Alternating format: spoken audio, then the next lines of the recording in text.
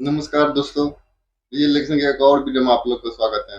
चलिए आज का वीडियो है जो देखते हैं पहले। चलिए वीडियो देखते हैं फिर बात करते हैं। विकसित भारत की संकल्पना को साकार करने के लिए देश भर में आधुनिक एविएशन इंफ्रास्ट्रक्चर का निर्माण मोदी सरकार की गारंटी है। मुझे दिल से तकलीफ होती है।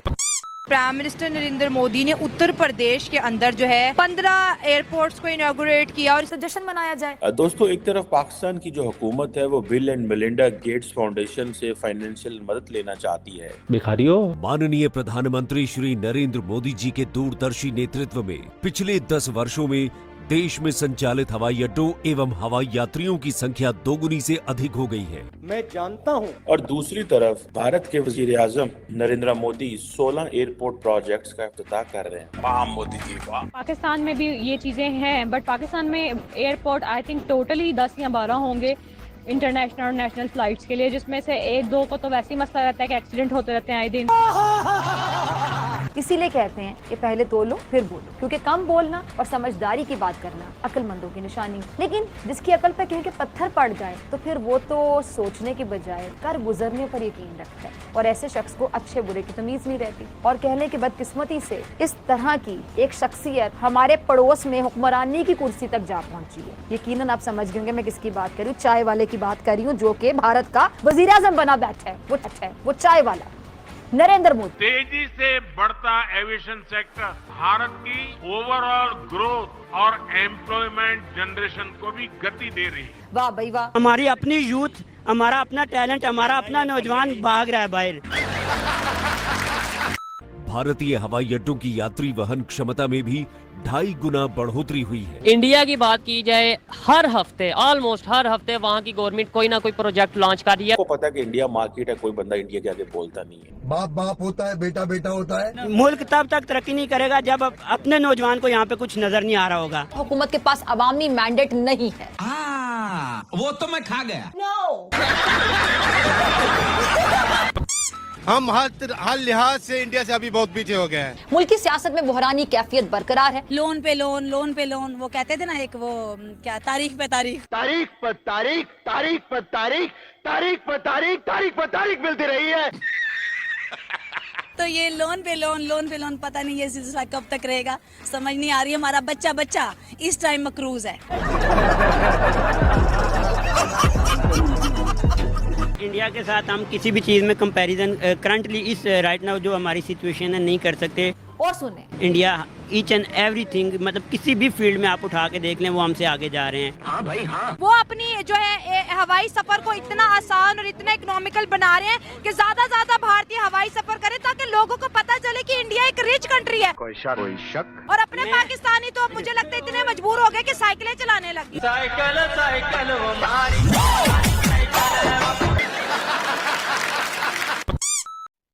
मोदी जी ने कहा था कि हवाई चप्पल पहनने वाला ही हवाई जहाज से सफर करेगा।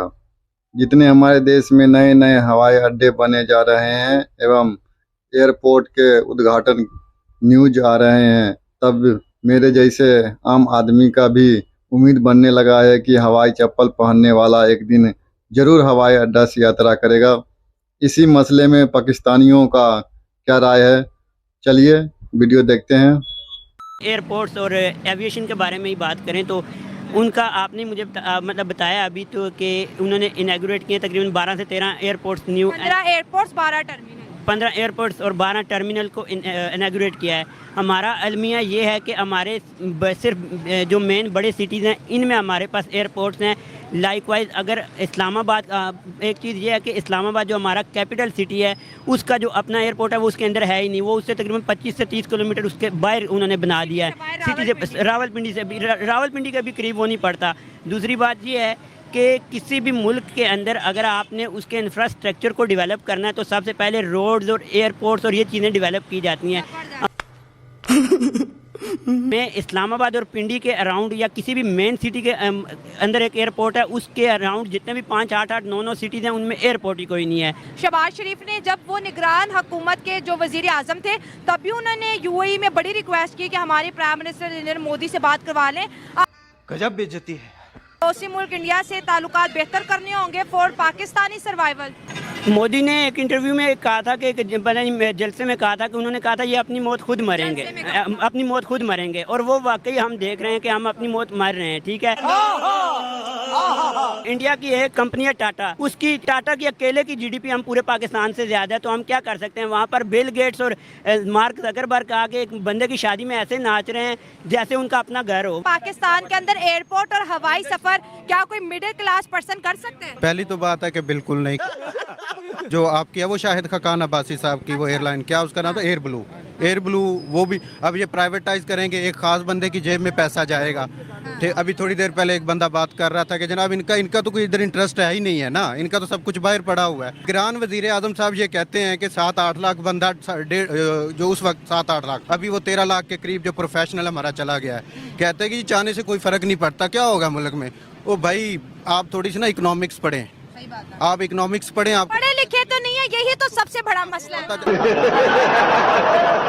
इस पाकिस्तान के अंदर हम किसी को कहें ना कि यार आप कोई अपना जाती कारोबार शुरू करें, अपने आप को लिफ्ट अप करें, लेकिन ये पाकिस्तानी कौम चमचा, एक जॉब क्या है मुझे बताएं, अपना जाती कारोबार शुरू नहीं करती, क्योंकि हम वो फलां ब्रिगेडियर, फलां कर्नल, फलाने का हम चमचा बनने में ना हमारी लड़की पैदा करती है ये कि यहाँ पर इतने ज्यादा लोग बिजनेस पढ़ते हैं। बताएं कितने लोगों ने अपनी कंपनियां खड़ी कर ली, बताएं। अब सबसे पहली बात ये आ जाती है कि एनर्जी क्राइसिस देखें, एक बंदा वो 30 लाख रुपए बिजनेस पे लगाता है, महीने बाद पता चलता है कि उसको 35 लाख का लॉस हो गया। इंडिया के प्राइम मिनिस्टर ने 15 एयरपोर्ट्स को इनॉग्रेट किया, इसके साथ साथ 12 टर्मिनल को इनॉग्रेट किया। सबसे पहले बताएं कि 15 शहबाज शरीफ साहब बुरे वाला, मैं तब ग्रेजुएशन कर रहा था, अभी मैं पोस्ट ग्रेजुएट हूँ।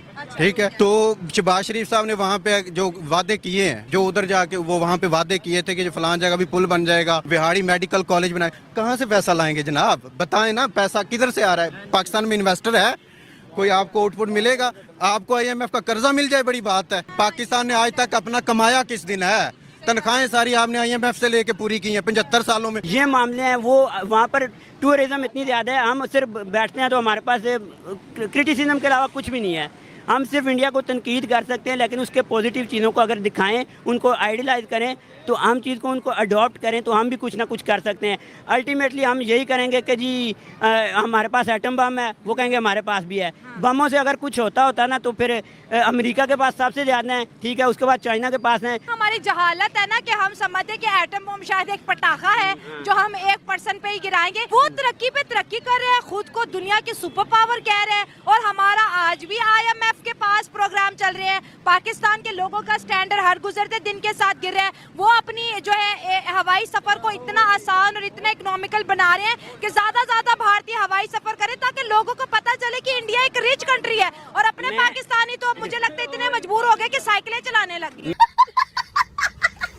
इन्वेस्ट करवाने के लिए सबसे आखिरी बात यही है कि जब तक हुकूमत मजबूत नहीं होगी, कोई भी यहाँ पे इन्वेस्ट नहीं करेगा। जिस बंदे को नजर आ रहा है कि यार इनकी आपस में नहीं बनती, कल को वजीर आजम की कुर्सी पे इनकी आपस में लाते मुके चलनी है, तो उस बंदे ने इन्वेस्ट करना है यहाँ पे। तो वो जब इन्वेस्ट ही नहीं करेगा तो फिर तो हमारे पास यहाँ पर अपॉर्चुनिटीज़ नहीं होगी, तो लोग यहाँ से भागेंगे। हमारी अपनी यूथ, हमारा अपना टैलेंट, हमारा अपना नौजवान भाग रहा है बाहर। मुल्क तब तक तरक्की नहीं करेगा जब अपने नौजवान को यहाँ पे कुछ नजर नहीं आ रहा होगा। आप जिनकी बात कर रहे हैं वो तो चांद से भी होके आ गए। चांद, सूरज, आदित्य L1, या अब उनका मैन मिशन जा रहा है। बिल्कुल, तो मतलब उनके तो जो है वो टेक्नोलॉजी या जो उनकी इंटरनेट सर्फिंग जो फर्दर ऑन इन फ्यूचर बड़ी जबरदस्त रहेगी। सर, वो AI पे काम कर रहे हैं अब।